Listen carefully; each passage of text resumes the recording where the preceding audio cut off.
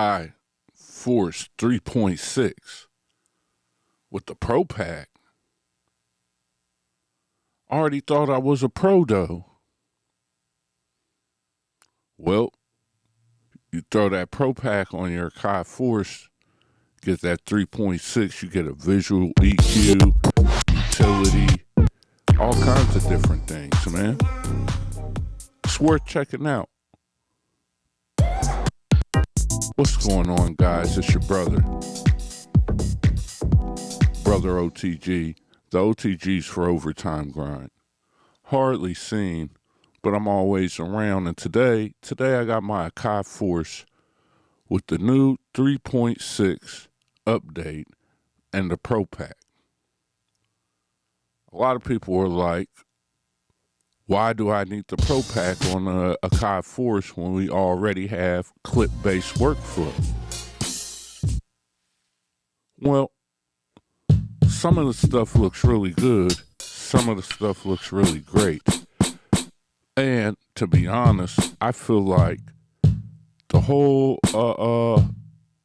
new Live 3 feels like it's based off of the Akai Force. I mean, 64 pads,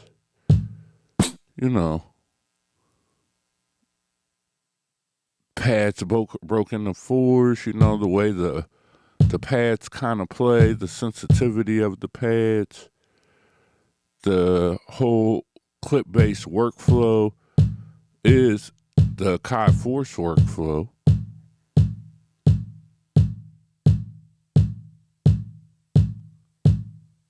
I mean, it almost looks like they're identical in the way that they run now, except that the Akai Force still has 64 buttons. It has all of the buttons in the way that it works, right?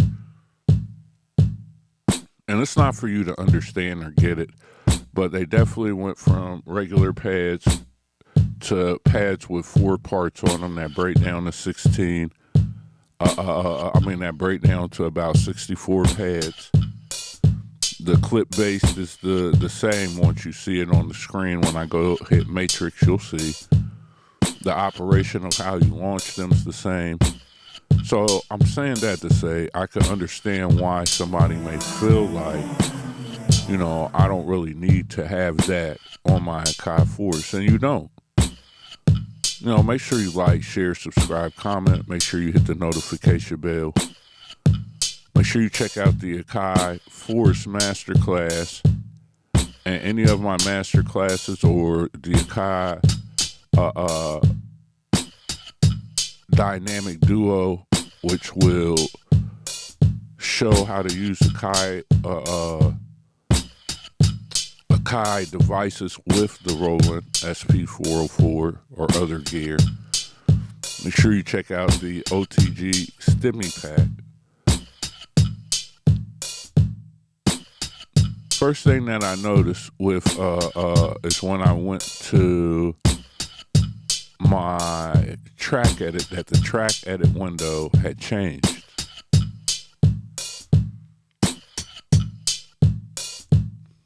It looks different. I can't remember if on my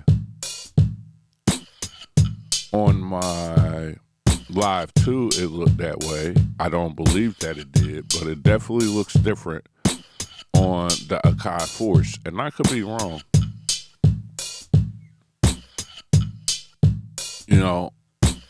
But we definitely have a change to the track edit screen. We have access to, it just seems like it's been redesigned, and we have some other parameters in there.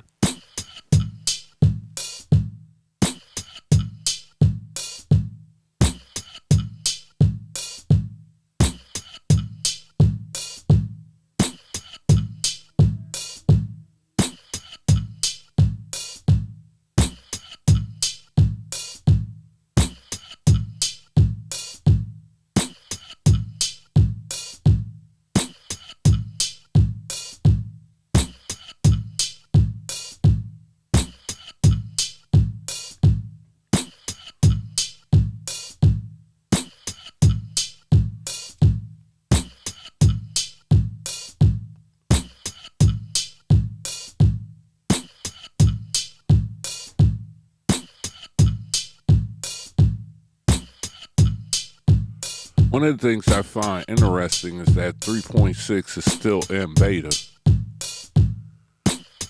It's still in beta, so it's kind of crazy thinking you could buy a brand new MC and then MPC and get your MPC and it's still in beta, but it's brand new, you know?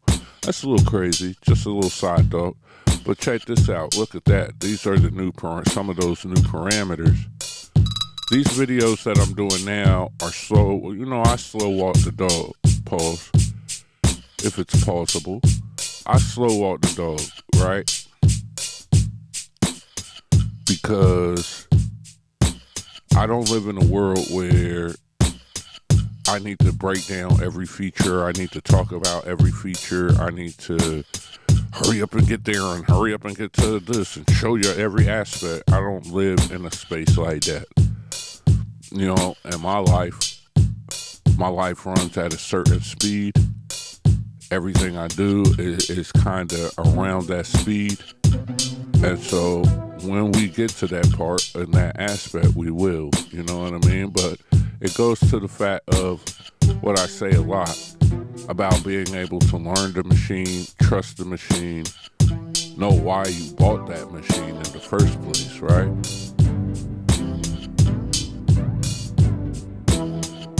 Every piece of gear that I own, I bought it with the idea of longevity, right?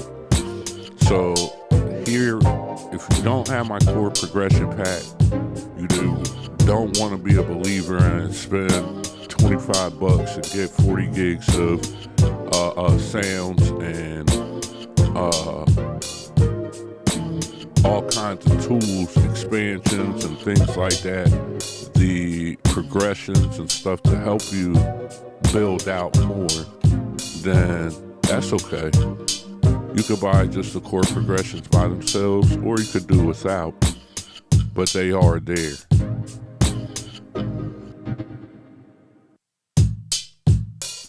This is one of the progressions from inside of my progression pack that I've collected over the years. The drums come from one of the expansion packs.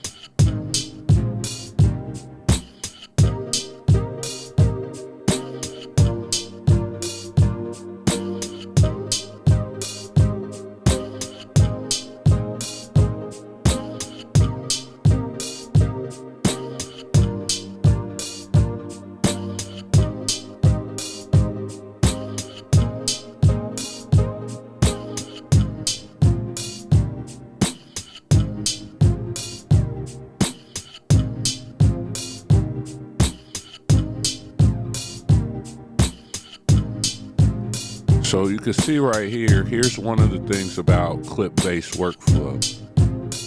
So I only have a 4-bar drum loop going, and I just played a 16-bar progression, right? So we have 16-bar progression playing with a 4-bar drum loop, and we're about to build on that. I also want to show you that I have the SP as a sound source into the MPC. I will explain, I have an audio loop going, so I have the SP coming into the MPC, and out of 3.4, we could switch out the outs of 3.4 and run it back into the SP. So that way we could do any kind of audio sound design utilizing the Force and the SP, and then sample it back into the Force. So I know you guys are used to seeing the SP404 last in the chain, but right now I have it as a sampler going into the Akai Force. I don't end up using this bass line, but I want you guys to see and expand your thought process of how you're utilizing your MPCs. Just because somebody said the converters were bad, don't mean the converters are bad for what you're trying to do.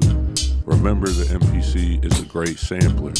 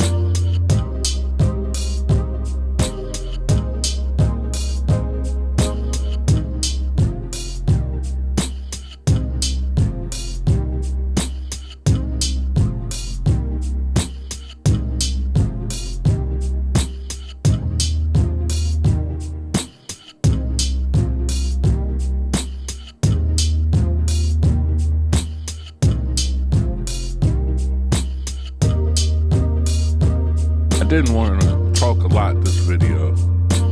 I wanted people to just be able to kind of see the workflow because, hell, I'm learning the workflow. Make sure you like, share, subscribe, comment. Make sure you check out that notification bell. You hit that notification bell. And please, please, please check out everything in the comments. You know, the Gumroad is how we keep this channel going. It's how I make things happen.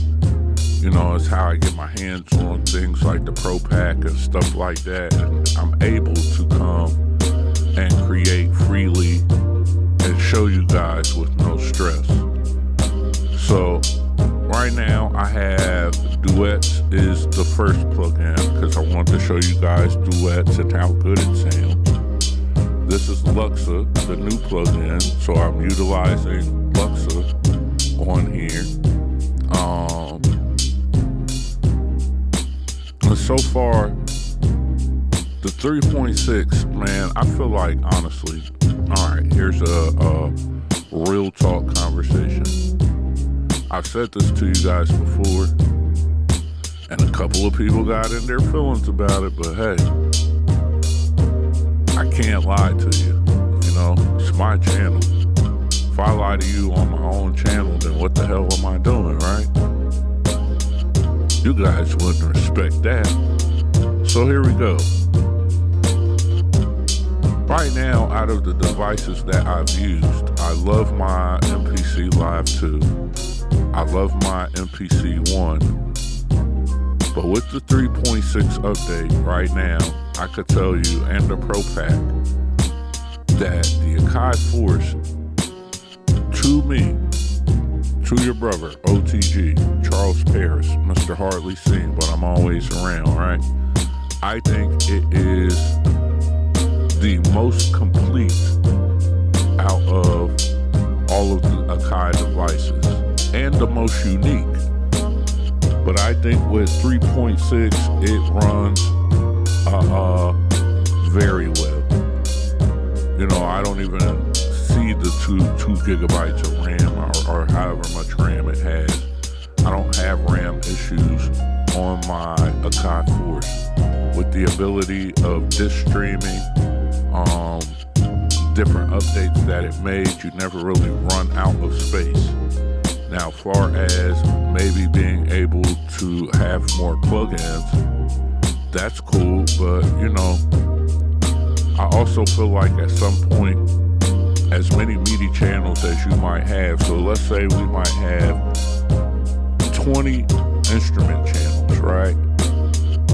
When it comes down to taking your beat out of the Force or out of your MPC or anything, most of you guys should be saving it as a WAV file, saving the stems, and or recording the stems out.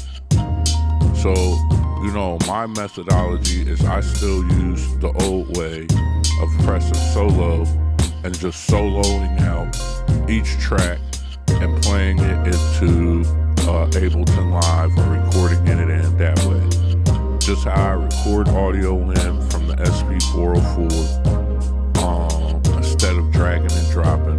Same way I record audio in from my YouTube or my phone into my SP, then record it out from my SP into my MPC or into my Verse Lab or into whatever machine that I'm using that day.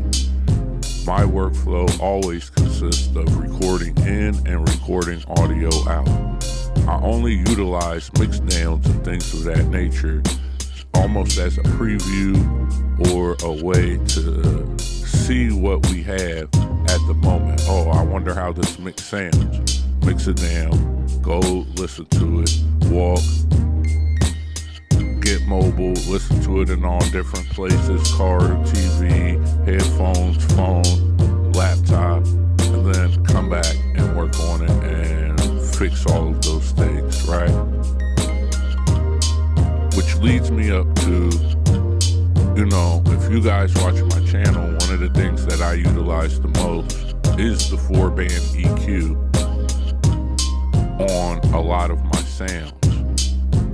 So one of the things that came with the Pro Pack is the 4-band EQ. There is a Pro Reverb, but I don't really use reverb that much. I do. I might should go put it on my Syn channel, which is something I'll do in later videos.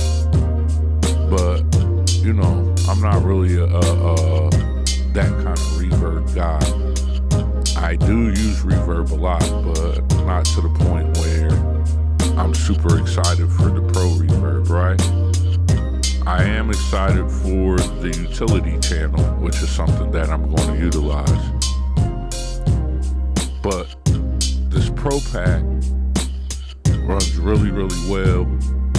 I wanted you guys to see just how smooth the Akai Force runs with the 3.6, I guess, which is still I don't know if it's still, from my understanding, it's still beta.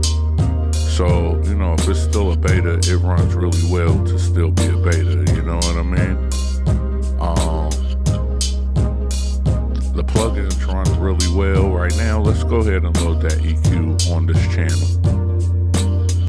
Load it on the main channel so you guys can see it. And there we have the visual EQ. Utilizing this visual EQ on the Akai Force it's pretty fun. I'll start with that. It's a pretty fun experience. One thing with the Akai Force, with the 8 Q-Link knobs and the placement of the knobs, they're not on the left, they're not on the right. You know, they are lined up in a way right underneath the screen where it kind of lines up with whatever you are using. You know, that makes utilizing the Q-Links to me, in my opinion, a fun deal. A lot more enjoyable, you know, and makes the knob turning a lot more enjoyable. And I know you guys get the context, so you know I love my live tube. Most of the videos are on my live tube. Most of my other videos are on my MPC-1. You know, I don't run and go update everything, so we didn't do a MPC-1 Plus, we didn't do a Key 37, a Key 61, MPC-X SE, and I don't think we're doing a Live 3. No offense to those machines, but I'm still growing in my own machine. I'm still learning what I like about each machine and when and where and what I depend on them for. Listen to the clarity of this EQ though.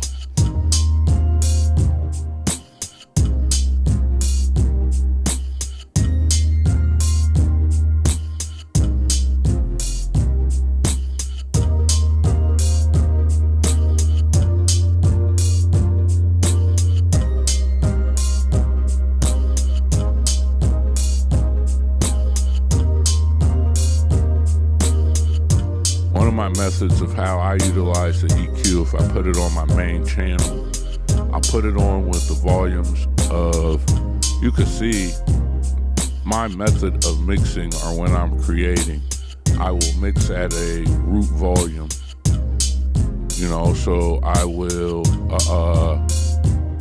edit volumes at their root before I go to the mixer fader. I'll try to get as good as a mix as I can, mess with the pitch, do all of that stuff. And then as I start to build out and add effects across my beat, then we come back and we start to adjust the volume and the faders. So this way, each time, you know, when I'm making my beat or getting the bare bones of the beat together, I like to hear what I have with not too many effects. This gives me a chance and the idea, the time to be able to utilize,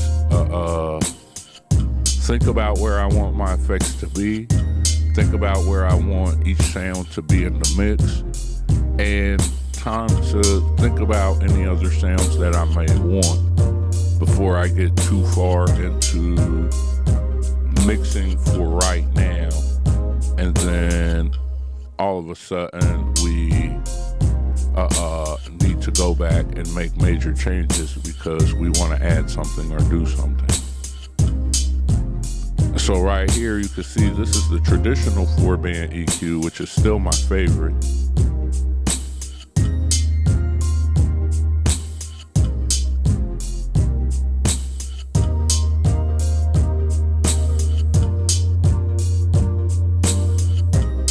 Here I can hear this bass line is off. I want to just fix that. I don't know if you guys are familiar with the game called Stardew Valley. It's like a cozy game where you kind of go at your own speed and you could end up building a big huge empire farm and all this other stuff, right?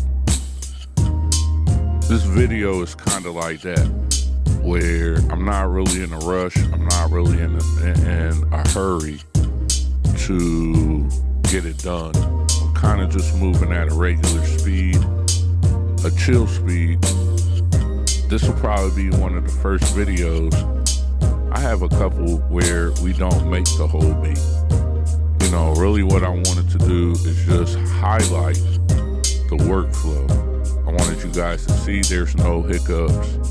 I wanted you to see how it goes screen to screen. I wanted you to experience how it felt. And I wanted you to see how it moves. You know, there's no glitching. This is with the new plugin. So we have Duets, we have Luxa, we have the visual EQ on there. Let's utilize the utility. See, so we now have the air utility. Let's turn down some of that stereo width. You know, let's turn up the width all the way and see how it sounds. So I wanted to just kind of get familiar and first make sure, you know, A, it installed properly. B, you know, I'm taking time to utilize my ears. That's extremely important. I don't think people emphasize that enough. And I think people are always looking for something magic that they could utilize with their eyes to bypass utilizing their ears. You know, and I don't think that with these machines, environments change, sound systems change, what we're listening to, styles of music change. I don't think there's a one size fit all. So a lot of my master classes, I'm just showing you how to navigate and create. You know, you're going to come in and utilize and mix to your sound, find your workflow. So right now, let's turn this bass into a mono bass. There we go, and this is using the new air utility. You know, we could focus on the frequency, we could tune that frequency a little better. You know, the utility is something we could use on a lot of these channels. And it goes even more in depth.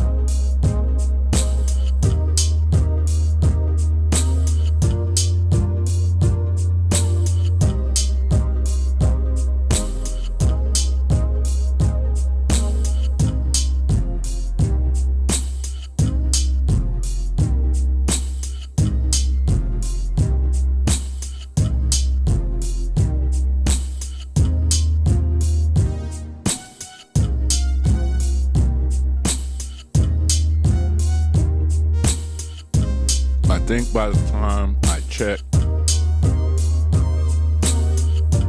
I was at maybe 25 25% memory load. And you know, I think that's dope.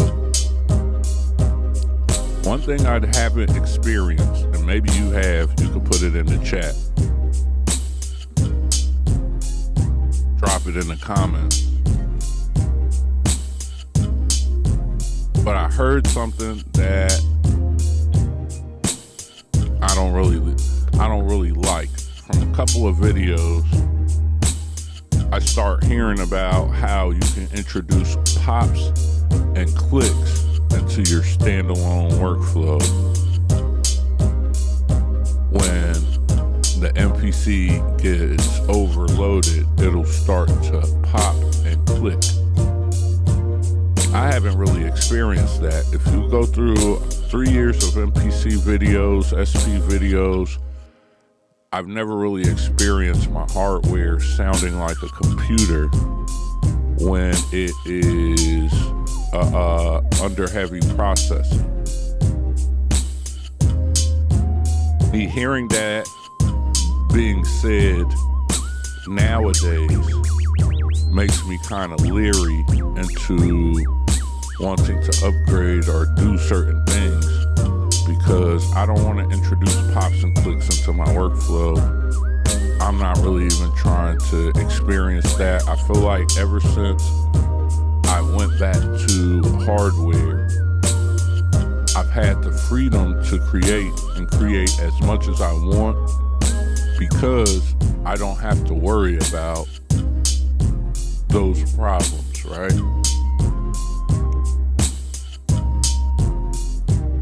So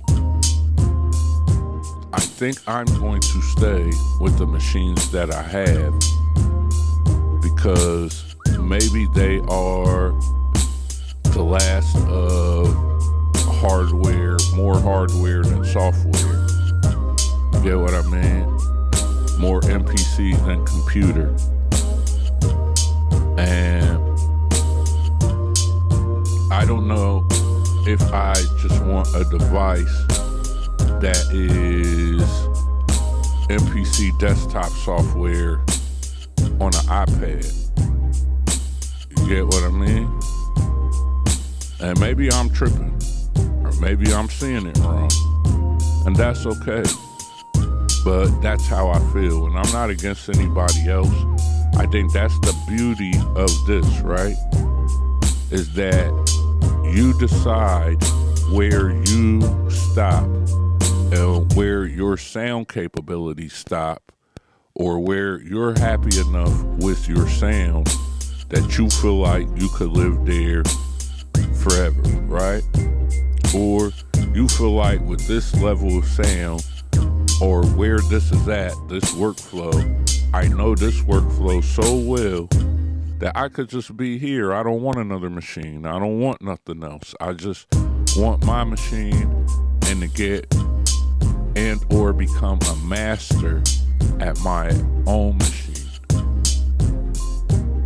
You know, if you think about Jay Dilla, he went down in history for his MPC, but he didn't move around and go MPC to MPC to MPC, and he probably tried multiple ones for sure. But once you lock in, you stay locked in. And there's going to be a lot of temptation. It's going to be a lot of new things. It's like being with your wife, or being with your lady, or being with your significant other. Once you choose, you chose for life, right? Unless something goes catastrophically wrong and you gotta switch or end it, and still that impacts your life, right? Well, I'm married to my Akai Force. I'm married to my MPC Live 2. I'm married to my MPC 1. I'm lucky enough to be able to have an open relationship with my machines and have multiple machines that I am married to. And because of that, I like what we built. I like what we have, and now I want to leave them. I want to expand our relationship. And so utilizing the things that they add, it creates growth and the ability to expand. So my final thoughts on 3.6 and the Pro Pack on Akai Force and the new plugins. For me, it feels the most natural. I still have to get used to launching clips in time, how to stop the clips in time, how to make them work in time on the MPC-1 and the Live 2. But man, the Akai Force, it was built for this, right? I think it's this port that they put on the Live 2 and they're putting on the MPC-1 because it has a main screen now as well, right? So if you have an Akai Force, if you have the ability to get an Akai Force, if you could find one somewhere, if you got one in the back of the closet, go ahead, pull it out, drop that Pro Pack on there. If you don't, like I told a guy in the comments, you'll live. You could live without any of these upgrades. These machines been enough. But if you want to enhance and create something to help go forward and grow forward with your MPCs, check out that Pro Pack. Pull out your Akai Force, update it to 3.6. Trust me, you won't regret it. I love it. Like, share, subscribe, comment. It's your brother O.T.G. And we got another one, man.